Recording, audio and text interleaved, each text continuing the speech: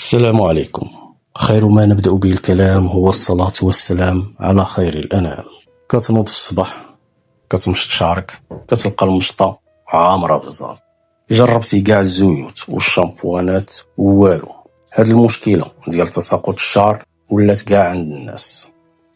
فاش كيبدا الشعر كيطيح، الحالات كتفاوت وتختلف من شخص لآخر على حسب بزاف ديال العوامل. ولكن فاش جاو الأطباء يحلوا هاد الحالات، لقاو رابط طبي غريب ومشترك. بزاف من الناس اللي كيطيح لهم شعرهم كيكونوا كيعانيو في نفس الوقت من مشكلة الأعصاب الطرفية، علميا كتسمى peripheral nerves.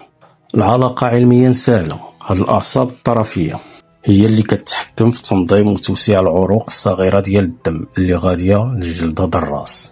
إلا وقعت في هاد الأعصاب مشكلة أو التهاب، العروق تضيق وما تيبقاش يوصل لها الأكسجين والمغذيات الأساسية للجذور ديال الشعر في الساس. هاد الشي كيشل الحركة ديالها ويخلي الشعرة تموت وتطيح.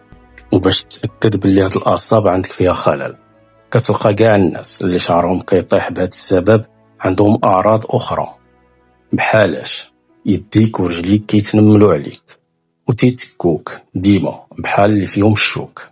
الأطراف ديالك ديما باردين أو كتسخن عليك شي بلاصة ما كتستحملش الجو. إلا تبدل في البرد تتزير وفي الصهد تتخنق. دابا كيفاش نصلحوا هذا الخلل ونرجعوا تغذية للشعر؟ الحل كاين في الكوزينة ديالك. هنا فين كيجي نظام الطيبات. الحل الجذري هو النظام الغذائي الصحي دايتري سيستم. كيعتمد على خطوات سهلة. من الداخل ديالك حبس الماكلة المضرة والزيوت المصنعة حيث كدير الالتهابات، وكتر من الماكلة الطيبة بحال زيت الزيتون الحرة واليقطين، سواء القرعة الحمراء أو القرعة السلوية.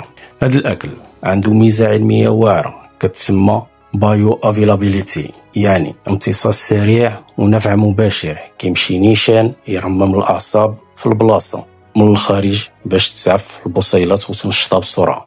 دهن الجلدة دراسك بزيت الزيتون البلدي اللي ما فيهش الملحة أو زيت الخروع الطبيعي. هاد الزيوت كتحفز الدورة الدموية في الفروة بشكل مباشر وكتعاون الجذور يرجعوا ينبتوا من جديد. الداس ديالك إلا مرضات من الداخل كيبان هاد الشي على برا في الشعر. نظام الطيبات كيرجعك للماكلة الطبيعية السليمة اللي خلقنا الله عليها. المرة الجاية فاش تشوف شعرك كيطيح وتحس بيديك تتنمل، حبس عليك السموم والمصنعات، تهلا في ماكلتك وصحتك غتبقى في امان. نشوفكم في فيديو جديد.